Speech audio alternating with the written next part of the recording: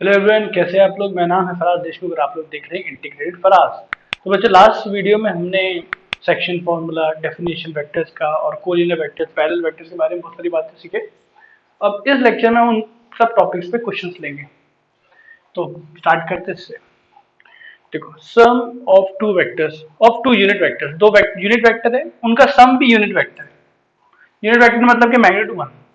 दो unit vector का sum unit vector है, तो प्रूव करो कि उनका डिफरेंस √3 होगा। मतलब उन दोनों को ऐड करें तो 1 मिल रहा है, मतलब मैग्नीट्यूड 1 मिल रहा है, और डिफरेंस का मैग्नीट्यूड क्या होगा, √3 होगा। तो देयर डिफरेंस मैग्नीट्यूड है, मैग्नीट्यूड ऑफ डिफरेंस। क्या मैग्नीट्यूड पूछ रहा है? डिफरेंस मतलब a माइनस बी, अगर मैं ले लूँ a और b ले लूँ तो a माइनस बी। तो देखो, लेट दो टू वेक्टर्स बी ए और बी मान लेते हैं। ये वेक्टर है, ये बी वेक्टर है। तो ये कौन सा, ये देखो बड़ा कर देते डायग्राम। तो ये जो रहेगा, ये क्या रहेगा, A vector plus B vector. Okay. अच्छा, अपने को जो क्वेश्चन के हिसाब से गिवन है वो क्या दिया हुआ है कि mod A vector equal to mod B vector equal to 1 है। ठीक है, तो equal to mod A plus B, ये तीनों भी 1 है। समझ रहे बात? क्वेश्चन के हिसाब से ये दिया हुआ है मॉड ए वेक्टर मतलब magnitude of A vector equal to magnitude of B vector equal to magnitude of A plus B sum. ये तीनों का मैग्नीट्यूड क्या है, तीन यूनिट वेक्टर मतलब तीनों का मैग्नीट्यूड क्या है, 1 है। ए का भी और बी का भी और ए प्लस बी का भी, इसलिए इक्वल कर दिया। तो बच्चों, अब एक बात बताओ, अगर ये तीनों का मैग्नीट्यूड सेम है, मैग्नीट्यूड मतलब ये लेंथ होती है, मैग्नीट्यूड मतलब ये लेंथ होगी, ये लेंथ ये लेंथ ये लेंथ सेम होगी, तो ये इक्विलैटरल ट्रायंगल बन गया। इक्विलैटरल ट्रायंगल हो गया ना, तीनों की लेंथ सेम होगी, तो ये लेंथ और ये लेंथ और ये लेंथ सेम हो जाएगी, ठीक है, बराबर। तो इक्विलैटरल ट्रायंगल हो गया। तो हमको क्या चाहिए, a माइनस बी। तो मैंने क्या किया, देखो इस b को पीछे ले लिया, तो ये माइनस बी हो जाएगा, माइनस बी वेक्टर, करेक्ट। अब इसको मैं ज्वाइन कर दूंगा, जितना इतना ही बना है, कुछ ऐसा बनेगा। अब देखो ये फ्लो मेंटेन हो रहा है, तो ये क्या हो जाएगा, a माइनस बी वेक्टर। तो क्या हो जाएगा, a vector minus B vector. अब जैसे इस पे मैं मॉड लगा दूंगा तो अपने को लेंथ मिल जाएगा। तो बेसिकली अपने को मॉड फाइंड करना है, मैग्नीट्यूड ऑफ द डिफरेंस। मतलब अपना क्वेश्चन ही है ना कि मेरे को a माइनस बी या b minus A what ever, उसका मेरे को मैग्नीट्यूड √3 प्रूव करना है। शॉर्ट मेरे को प्रूव करना है, तो मैं क्वेश्चन बना दे रहा हूँ, √3 रहेगा। तो अभी देखो बच्चों, ये 60 है,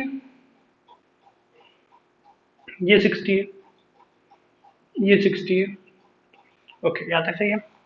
अब देखो, ये जो लेंथ है ये मॉड है, और ये लेंथ कितनी है, minus mod B, which is B.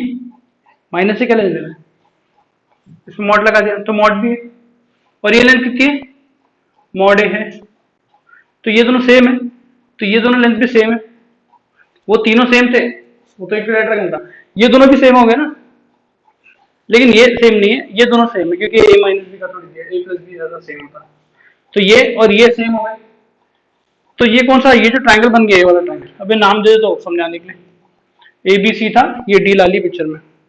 तो क्लियरली तुमको क्या दिख रहा है, in triangle A B D, A B D अगर तुम देखो तो ये दोनों एंगल सेम, ये इसके अपोजिट ये एंगल है और इसके अपोजिट ये एंगल, तो ये दोनों एंगल सेम हो जाएंगे क्या?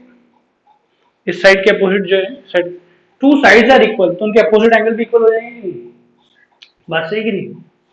ये दोनों इक्वल हो गए। तो मैं मान लेता हूं, अपने डायग्राम से दिख गया, angle A D B is equal to angle A B, sorry B A D, B A D angle same हो गए। अब मैं इसको मान लेता हूं थीटा करके। तो इस ट्रायंगल के अंदर ये दो एंगल थीटा थीटा है, थीटा थीटा, तो क्या हो गया, थीटा प्लस थीटा। अब ये कितना हो जाएगा, ये 60 तो 120 हो जाएगा। इन सबका सम क्या होना चाहिए, 180 डिग्री होना चाहिए। तो 2 थीटा, ये इधर गया 60 हो गया, तो थीटा इक्वल टू आ गया 30 डिग्री। तो ये कितना आया, 30 डिग्री आ गया, और ये भी 30 डिग्री आ गया। अब तुम ध्यान से देखो, ये 60 था, 30 है, तो ये बन गया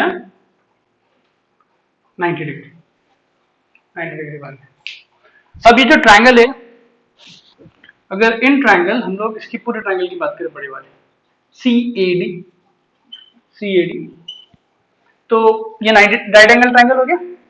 एंगल सी ए डी क्या मिला तुमको? 90 डिग्री मिल गया।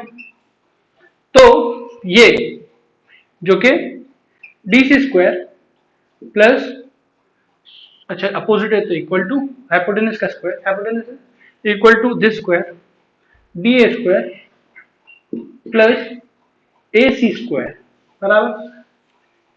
अब तुमको निकालना क्या है? डी ए स्क्वायर निकालना है, क्योंकि डी ए माइनस बी का मॉड है, डी ए माइनस बी का मॉड है, तो मैं डी के जगह क्या लिख दूंगा? ए माइनस बी का लेंथ मतलब मॉड, बराबर ना। और डी सी स्क्वायर, देखो डी सी स्क्वायर क्या है? इसकी लेंथ प्लस इसकी लेंथ, इसकी लेंथ कितनी? एक थी, इसकी लेंथ कितनी? एक, एक प्लस एक, डीसी कितना है? 2, तो ये 2 स्क्वायर, समझ रहे हो बात? प्लस एसी की लेंथ, ये तो 1 थी ना, ए प्लस बी का मॉड 1 दिया है, तो ये कितना हो गया? 1 स्क्वायर, तो यहाँ से तुमको मिल जाएगा 4 माइनस 1 3 हो गया, रूट ले लो, नेगेटिव तो लेंगे नहीं क्योंकि मैग्नीट्यूड है, तो प्लस रूट 3 आएगा, दिस आर आंसर। तो बच्चों ये क्वेश्चन मतलब एक तरीके से ट्रायंगल लॉ पे बेस्ड है, A plus B A minus B, हमारा जो पैराग्राफ प्रूफ था वो हमने डायरेक्टली यूज कर लिया था।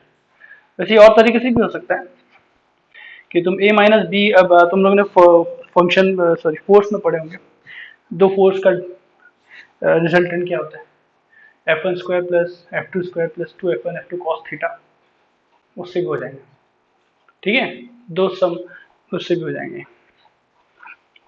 तो ये लेकिन अपना जितना हमने पढ़े उस पर, तो क्वेश्चन को एक बार देख लो। अच्छा नेक्स्ट क्वेश्चन पे आते हैं। तो बड़ी इंपॉर्टेंट बात है, कौन सी चीज करेक्ट है फॉर दिस? अब ये भी है ना, इससे हो जाता है, इससे हो जाता है। अब देखो तुम, एरो अपने हाथ में, एरो इज इन हैंड, क्योंकि ट्रायंगल दिया है तो एरो कहीं भी मैं डालूं, वेक्टर में डिसाइड करूंगा। अब देखो पी ए दिया है, तो मैं पी, देखो अब तुमको ये स्मार्टनेस, पी ए, तो पी से शुरू हुआ ए की तरफ, तो ये एरो डालूंगा।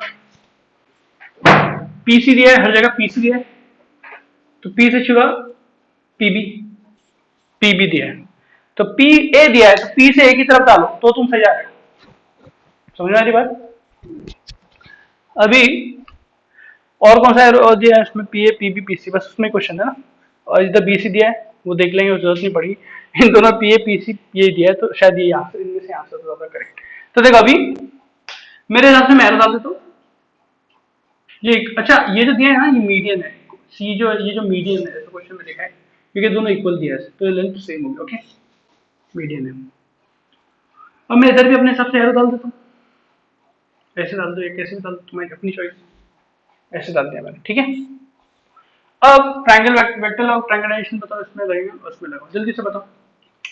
तो फ्लो कैसे मेंटेन हो रहा है? ये फ्लो इधर जा रहा है, तो P A vector plus A C vector equals to P C vector, ये लग गया, राइट है ना।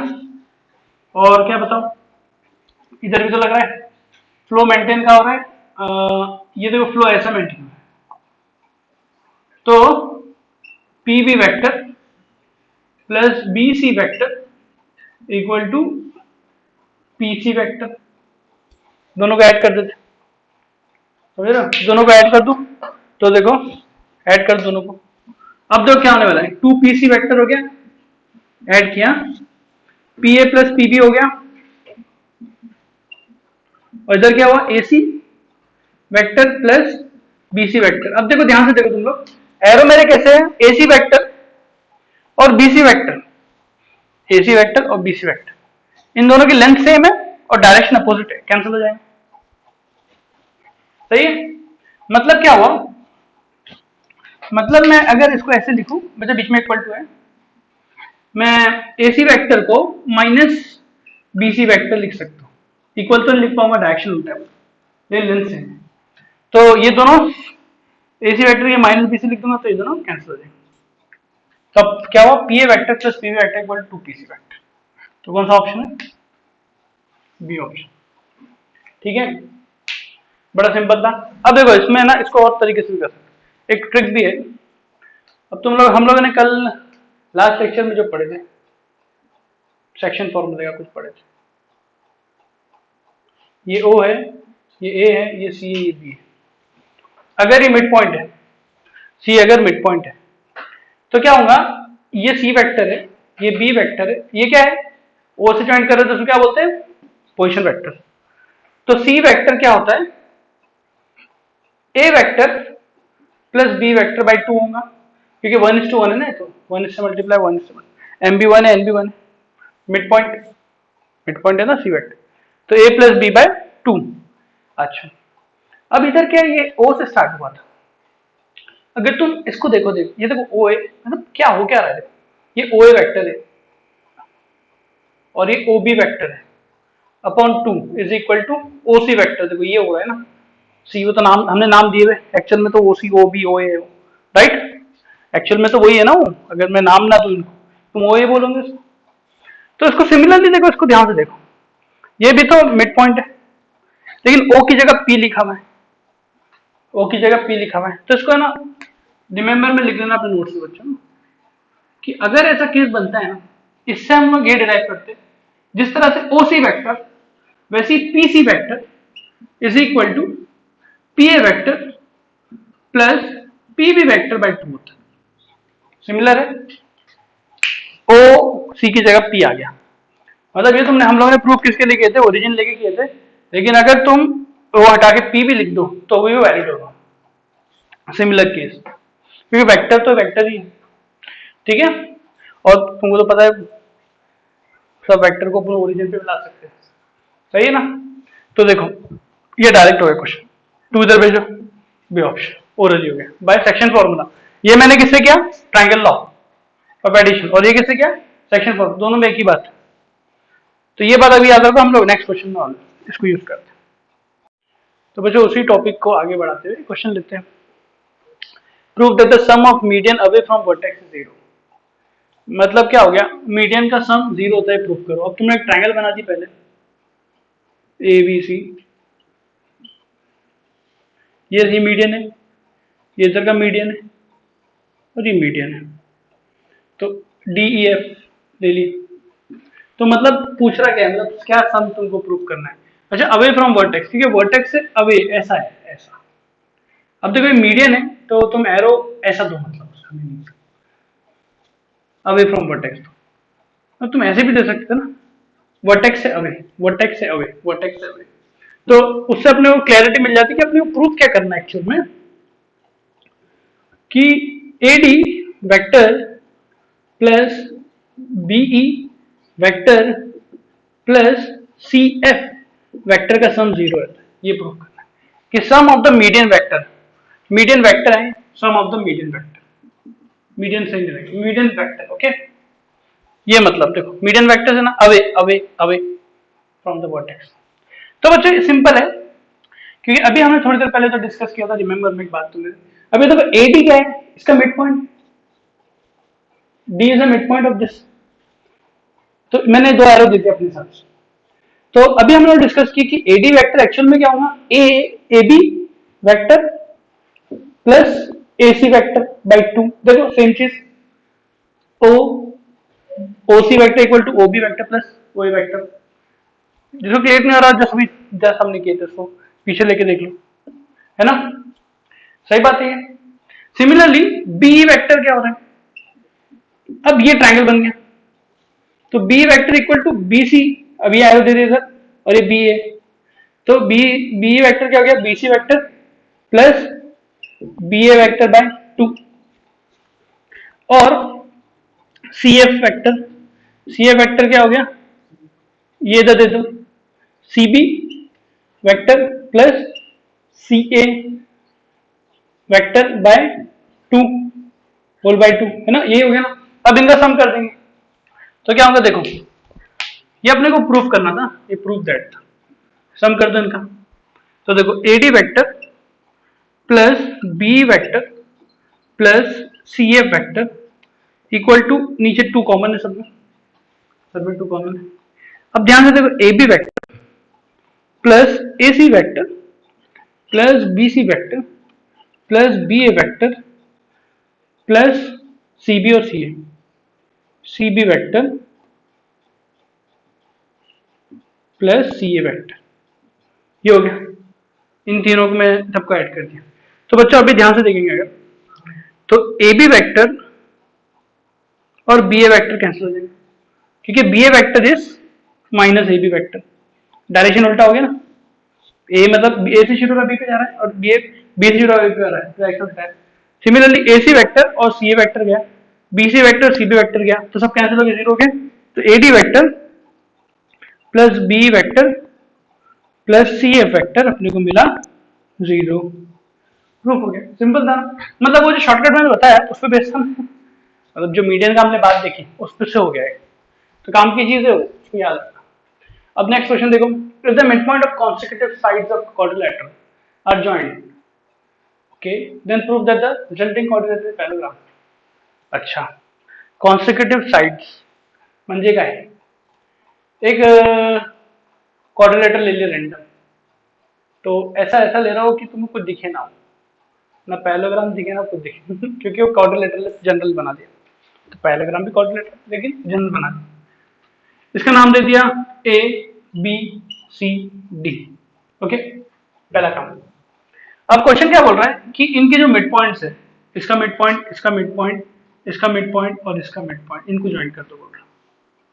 बोल रहा है कि दुनिया का कोई भी क्वाड्रिलेटरल है, अगर तुम कॉन्सेक्यूटिव एक के बाद एक वाले मिड पॉइंट को ज्वाइन करोगे तो तुमको ये पैरेललोग्राम मिलेगा हमेशा, ऑलवेज। प्रूफ करो इसको, ये क्वेश्चन है। तो ये क्या हो गया, इसको पी क्यू आर एस बोल देते ना, तो हमको क्वाड्रिलेटरल, हमको ये जो पी क्यू आर एस इसको प्रूफ करना है, ये पैरेललोग्राम है। तो मुझे बेस्ट तरीका क्या रहेगा कि तुम सबसे पहले इसको वेक्टर वर्ल्ड में लेके आओगे, तो सबको तुमने क्या असाइन किया, पोजीशन वेक्टर। ए को तुमने, ए पॉइंट को ए पोजीशन वेक्टर, तो ए क्या है पोजीशन वेक्टर, मतलब क्या, कहीं तुम्हें ओरिजिन पड़ा है वहां से ही आया, ये मतलब होता है इसका, ठीक है। तुमने इसको डी कर दो, जहां भी ओरिजिन इधर पड़ा तो इधर आया, स्मॉल डी वेक्टर, ये क्या हो गया, small C vector, small B vector.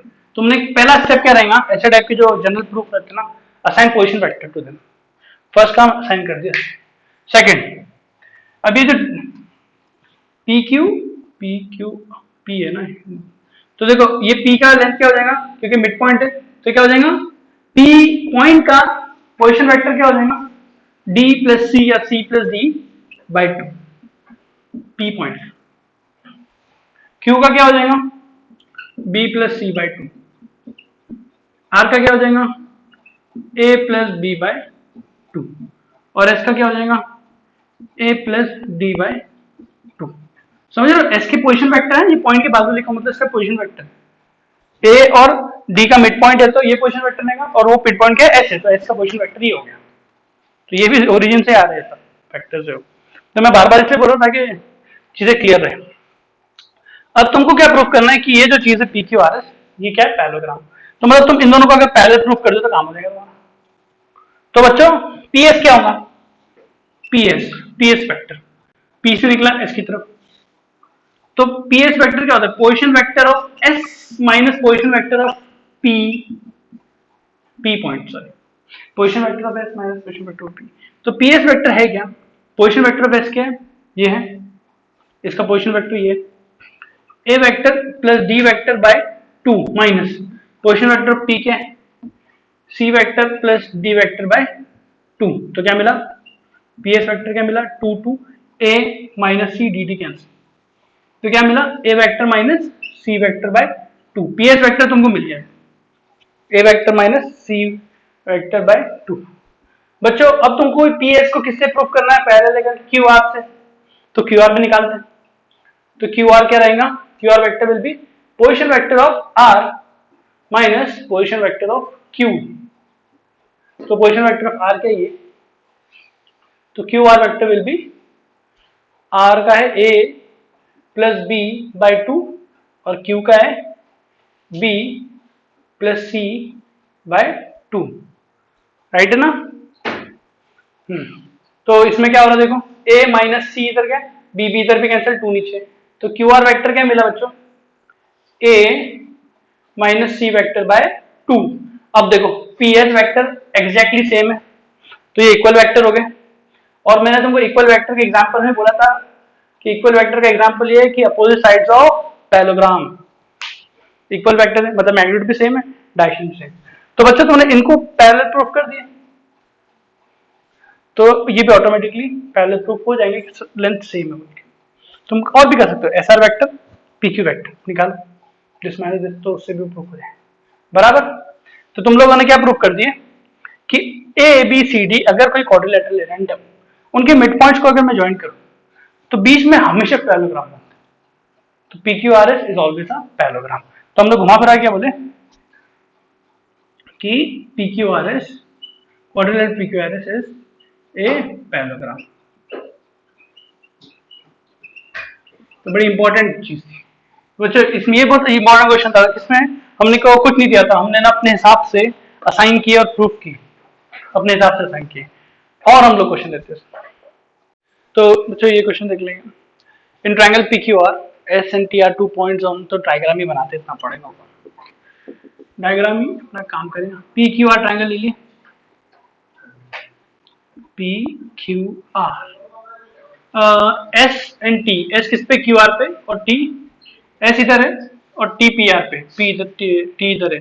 अब Q S equal to 3SR, तो क्यू एस मतलब एस इधर कहीं है, अच्छा इधर होगा, आर के नजदीक होंगे, क्यों, क्योंकि Q S equal to 3SR ना, तो एस आर की दूरी को 3 गुना कर दूंगा तो क्यू एस बन रहा है, तो ऐसा कुछ 3:1 रेशियो में बांटा है, क्योंकि Q S by S R 3:1 हो गया, तो एस थोड़ा नजदीक होगा। फिर पीटी इक्वल टू 4TR, तो पीटी बहुत बड़ा है 4TR, तो टी इधर होगा 4:1, पीटी टीआर को 4 गुना कर दिया तो पीटी मिल रहा ना, तो 4:1 रेशियो, मतलब पीटी बाय टीआर भी 4:1 हो गया। और फिर क्या कर रहा है, M is a point of intersection of P S, point of intersection है, इंटरसेक्शन पॉइंट, तो point of intersection of P S and Q T, तो पी एस, ये पी एस है और ये क्यू टी, उनका पॉइंट ऑफ इंटरसेक्शन क्या है, एम।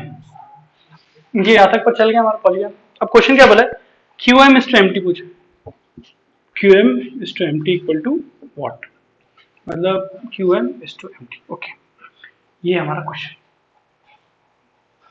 तो वजह पहला स्टेप, असाइन पोजीशन वेक्टर्स, तो लिखना चाहिए ऐसा प्रॉपर्ली, ऐसे लिखना है, पी मैंने पोजीशन वेक्टर क्यू को दे दिया, ओरिजिन मान लिया, मान सकते ना, उसको ओरिजिन मान लिया, ए भी माने चलेगा, ओरिजिन मान रहा हूं लिखना।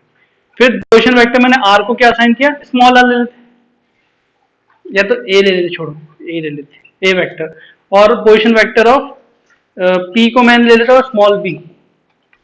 तो बच्चों इसको मैंने ओरिजिन माना, इसको मैंने स्मॉल ए वेक्टर, और ये बी, ये क्या है, पोजीशन वेक्टर है, मतलब कहीं तो भी ओरिजिन रहेगा, अच्छा ओरिजिन यही है, मतलब ए वेक्टर और ये बी वेक्टर, क्योंकि ओरिजिन वैसे यही, ठीक है। अब जैसे हमको रेशियो दिख जाता है तो हमारे दिमाग में आता है सेक्शन फॉर्मूला, तो हमको एस क्या मिल जाएगा बच्चों बताओ,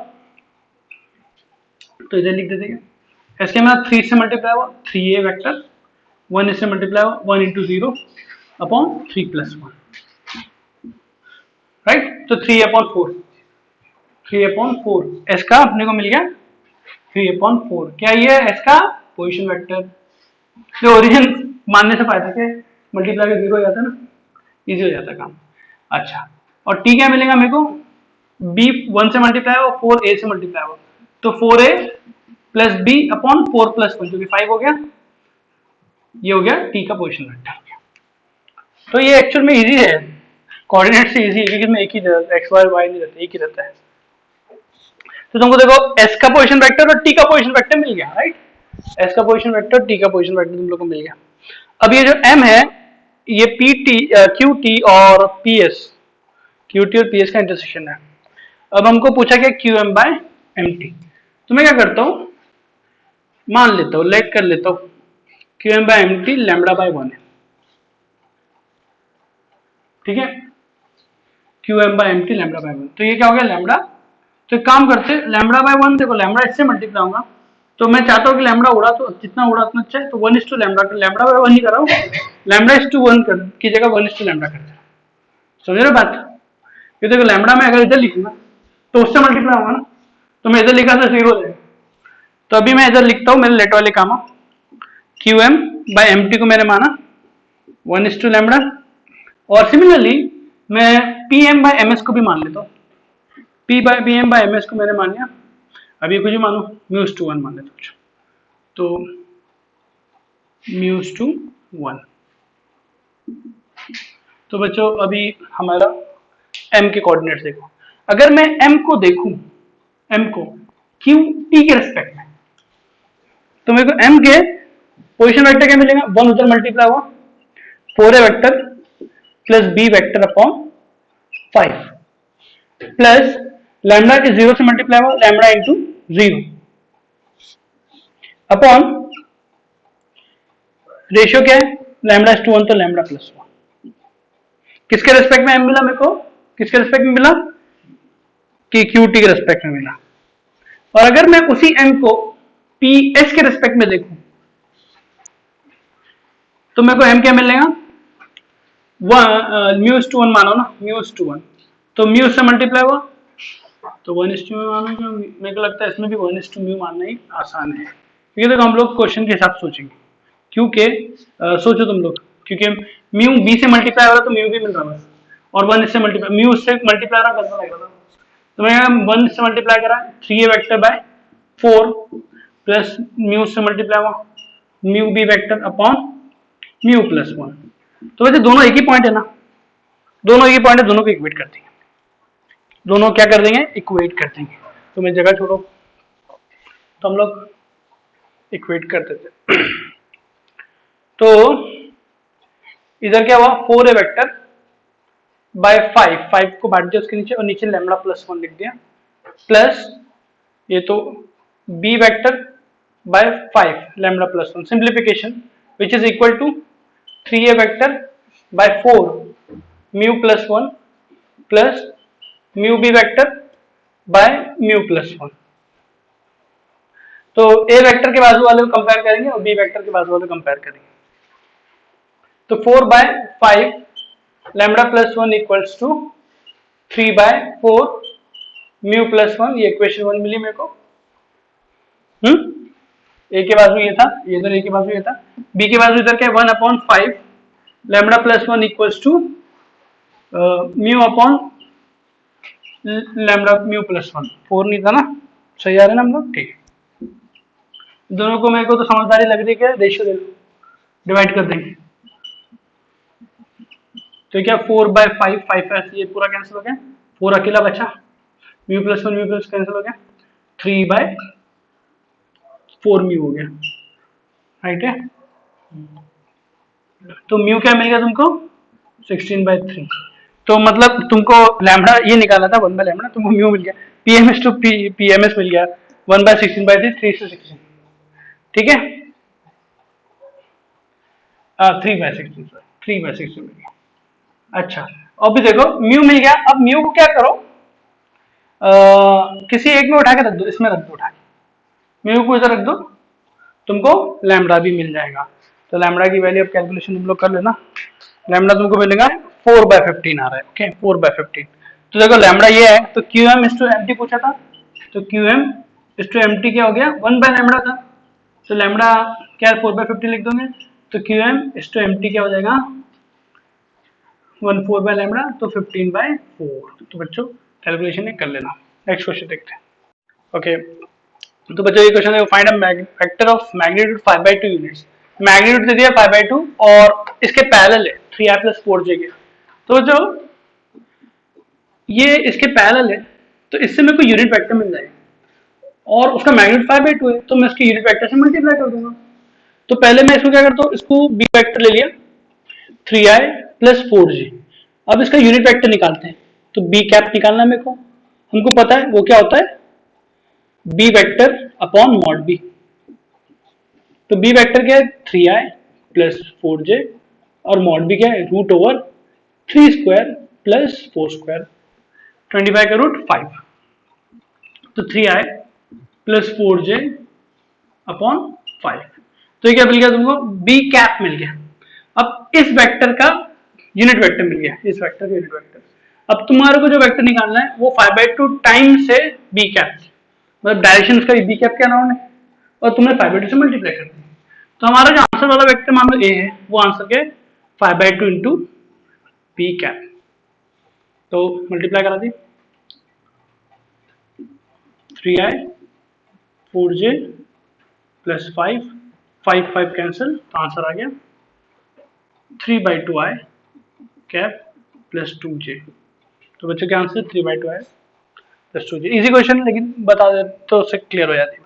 तो जे में क्वेश्चन आता, ये पॉइंट, एक पॉइंट्स है जिनकी पोजीशन वेक्टर दिए, ये दिया है, ये दिया है, ये दिया है, 3 पोजीशन वेक्टर दिए पॉइंट्स के, और बोले कोलिनियर तो फाइंड ए। मतलब 3 पॉइंट्स है एबीसी मान लो, जिनके position vector small small B small C दिए। तो डायग्राम बना देते आप, एबीसी, स्मॉल ए ये है, स्मॉल बी ये है, स्मॉल सी है, ओके, ये दिया है तुमको। तो देखो अभी तुमको क्या करना है, कोलिनियर है, तो कोलिनियर में 3 वेक्टर्स दिए ना, तो कोलिनियर कैसे लगा पाओगे। अब तुम क्या करोगे ऐसे क्वेश्चंस में, ये ए बी वेक्टर जो है वो equal to lambda B C vector आएगा। क्योंकि लैम्डा क्यों, क्योंकि साइज पता नहीं अपने, और प्लस भी हो सकता है माइनस भी हो सकता है, डायरेक्शन भी पता नहीं। लेकिन इतनी बात पता है कि कोलिनियरिटी कंडीशन में पढ़े थे अपने थ्योरी में कि A B vector equal to lambda B C vector होता है। अब देखो इसमें कोलिनियर होना क्या है, बी तुमने कॉमन ले ली ना, तो ए बी वही से बी सी शुरू हुआ, तो पक्का कोलिनियर होगा, तो एक पॉइंट को कॉमन लेना पड़ेगा। तो ए बी वेक्टर होता क्या है, position vector of B minus position vector of A equals to lambda position vector of C minus position vector of B. अब पोजीशन वेक्टर एबीसी के हमको दिए हुए ये, तो ये स्मॉल ए वेक्टर भी लिख सकता था, इसको स्मॉल ए भी लिख सकता हूँ। तो बेसिकली ये क्या है, small B vector minus small A vector equal to lambda times small C vector minus small B vector. अब हम लोग थोड़ी जगह टाइम बचाने के लिए बी माइनस ए, तो इधर ही कर रहा हूँ बी माइनस ए, तो 40i minus 60i minus 20i हो गया, माइनस बी माइनस ए ना, तो minus 8j minus 3j minus 11j हो गया, ओके। लैम्बडा सी का है ये, सी माइनस बी, तो सी माइनस बी, तो ए आए माइनस 40 आए, ए माइनस 40 ब्रैकेट आए हो गया, और फिर माइनस 52j प्लस माइनस और माइनस 8j प्लस हो जाएगा, तो 50 माइनस 52 प्लस 8 कितना हो जा रहा है, माइनस 44j हो रहा है, करेक्ट। अब देखो तुम इसके आई के बाजू वाले को और इसके आई के बाजू को कंपेयर करो, इसके आई के है बाजू में क्या है माइनस 20 है, और इसके आई के बाजू में क्या है ए माइनस 40 इंटू लैम्डा है, लैम्डा मल्टीप्लाई कर करेंगे ना, लैम्डा इससे मल्टीप्लाई होगा इससे भी होगा, तो लैम्डा ए माइनस 40 है आई के बाजू, और इसके जे के बाजू क्या है माइनस 11, तो उधर क्या आएगा लैम्डा इंटू माइनस 44, सही है। तो यहां से तुमको लैम्डा क्या मिल गया 1/4, 44 इधर क्या माइनस माइनस 44 1/4, तो ये 1/4 इधर उठा के रख दो तो अपना आंसर आ जाएगा। तो फाइनल आंसर हम लोग लिख लेंगे, तो फाइनल आंसर इधर है minus 20 equal to 1/4 A minus 40, 4 इधर गया माइनस 80 हो गया,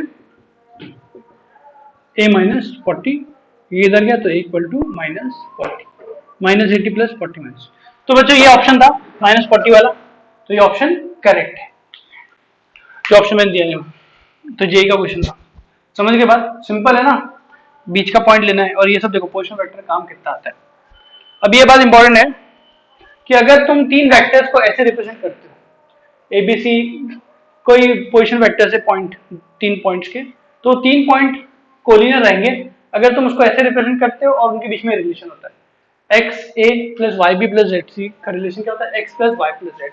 तो इसको समझ लो कैसा होता है, मतलब अगर देखो तुम ध्यान से, तो वाई बी को मैंने इधर रखा और इधर लिख दिया माइनस एक्स ए माइनस जेड सी, चलेगा, इसको ऐसे लिख दिया, अब देखो इधर से देखो, इसको अब देखो, यहां से क्या मिला तुमको, y की जगह क्या लिख सकता हूँ, -x, बराबर, y वालों को एक तरफ लिखा। तो b वेक्टर क्या हो जाएगा, -n कॉमन निकालो, x से vector plus z vector upon y, y की जगह क्या लिखा, -n कॉमन निकालो, x प्लस z। तो देखो बच्चों क्या हो रहा है, सेक्शन फॉर्मूला बन रहा है कि नहीं, b vector a vector plus c vector, तो m a plus n c upon m plus n बन रहा है। अब a vector b vector c vector में सेक्शन फॉर्मूला लग रहा है, मतलब क्या है, मतलब वो लोग कोलिनियर है, वो जो पॉइंट्स है जिसके ओपोजिशन वेक्टर है वो लोग कोलिनियर है। मतलब अगर तुमको कोई ऐसा दे दे 2a vector minus 5b vector plus 3c vector, तो ये कोलिनियर रहेगा, क्योंकि x plus Y plus Z vector के बाजू वाले 2 माइनस 5 प्लस 3 0 हो रहा है, तो ये कोलिनियर है। अगर ऐसा नहीं हो रहा तो नहीं होंगे, उनका सम अगर 0 हो रहा है तो ही होगा। समझ रहे हो बात, बहुत इंपॉर्टेंट बात है, काम की बात है। Collinearity is connected with the section formula, section formula जब भी लगेगा जब चीजें कोलिनियर हो, ये मतलब है। और ये बात भी याद रखो, अगर ए वेक्टर पैरेलल है या collinear to B vector, A vector या बी वेक्टर, तो ए इक्वल टू लैम्डा भी लिख दोगे, और बाद में तुम जब कंपेयर करोगे ना तुमको फाइनली मिलेगा a1 by b1 is equal to a2 by b2 is equal to a3 by b3। तो हमेशा ऐसा होता है। इस क्वेश्चन में भी ये दोनों ए बी और बी सी कोलिनियर थे ना, तो ए बी वेक्टर लिख के बी सी वेक्टर लिख के a1 bye a2 b1 bye b2 c1 bye c2 करते तो भी तुमको आंसर यही मिलता। तो बच्चों ये देखो ऐसे होते हैं इस टाइप के क्वेश्चंस। अभी हम ये लास्ट क्वेश्चन देते हैं और टॉपिक खत्म करते हैं। क्वेश्चन देख लेंगे। ए बी सी दे दिया है कि they are non collinear vectors. अब ये सब दिया कि है ना, ये बाद में सेंस बनेगा नेक्स्ट वीडियो में कि ऐसा देता है सब, लेकिन क्वेश्चन तो हम लोग सॉल्व कर लेंगे बिना हो जाने भी। आगे क्या दिया, A vector plus B vector and B vector plus C vector collinear with C and A. तो मतलब क्या है, A vector plus B vector collinear किससे, सी से है। तो A vector plus B vector C से कोलिनियर है, तो लैम्डा सी से रिप्रेजेंट कर सकता हूँ। ये वेक्टर इससे कोलिनियर है, ये वेक्टर इससे कोलिनियर है, तो b प्लस सी वेक्टर जो है वो भी इससे कोलिनियर है, तो इसको म्यू किससे, a से, तो म्यू a से कर दिया। और पूछा गया a प्लस बी प्लस सी पूछा है ना, तो ये गिवन था, ये गिवन चीज है। मैं माइनस कर देता हूँ उसको, देखो तो b भी कैंसिल हो जाएगा, तो ये हो जाएगा a vector minus C vector, और यहाँ क्या जाएगा lambda C vector minus mu a vector. अब तो ध्यान से देखो, c के बाजू इधर क्या लैम्डा, सी के पास इधर क्या -1, तो लैम्डा इक्वल टू -1। ये जो स्टेटमेंट दिया नॉन कोलिनियर, उसके वजह से कंपैरिजन होता है, ये हम लोग नेक्स्ट वीडियो में देख लेंगे इसकी थ्योरी। ए वेक्टर के बाजू माइनस म्यू, ए वेक्टर के बाजू माइनस म्यू और इधर क्या 1, तो लैम्डा भी -1 मिला और म्यू भी -1 मिला। अब कोई एक में, तो अपने पास क्या था पहले वाला a plus lambda A plus sorry B vector equal to lambda C vector था, लैम्डा तुम क्या मिला माइनस, पुट कर दो, तो A vector plus B vector equal to minus C vector, इसको इधर लेके आओ, तो A vector plus B vector plus C vector equal to 0। ये नल वेक्टर एम्प्टी वेक्टर है, तीनों एडिशन। तो ये सिंपल था एकदम। तो इस वीडियो में जो इतना ही, नेक्स्ट वीडियो में टॉपिक आगे बढ़ाते। Thank you.